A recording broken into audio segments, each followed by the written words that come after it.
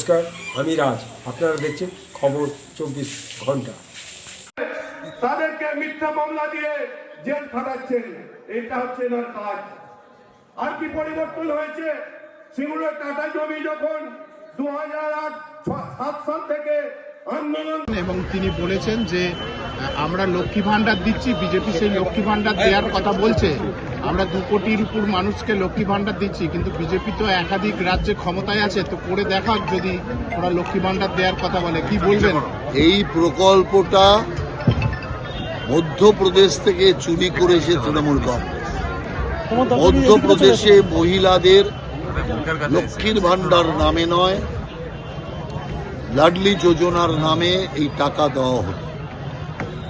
তৃণমূল কংগ্রেস সেই প্রকল্পকে নকল করে এখানে চালাচ্ছে, কিন্তু লোকে আজ লক্ষ্মীর ভান্ডার নিচ্ছে তার কারণ যে এটা সরকারি টাকা, তৃণমূলের পৈতৃক সম্পত্তি নয়, যে কারণে লোকেরা নিচ্ছে, কিন্তু ঘৃণা ভরে নিচ্ছে। অলক্ষ্মীর হাত থেকে লক্ষ্মীর ভান্ডার মানুষ কষ্ট করে নিচ্ছে, অভাবের কারণে নিচ্ছে।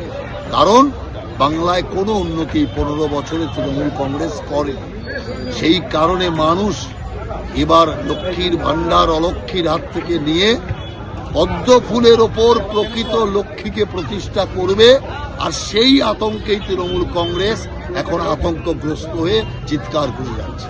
তৃণমূল জিতলে দুয়ারে রেশন, বিজেপি জিতলে দুয়ারে ভাষণ, বলছেন অভিষেক বন্দ্যোপাধ্যায়। দেখুন, ঘটনা হচ্ছে ওই দুয়ারে রেশন দিয়ে কি মহান কাজটা করেছে। বাংলা তো সব দিক দিয়ে পেছাচ্ছে। দুয়ারে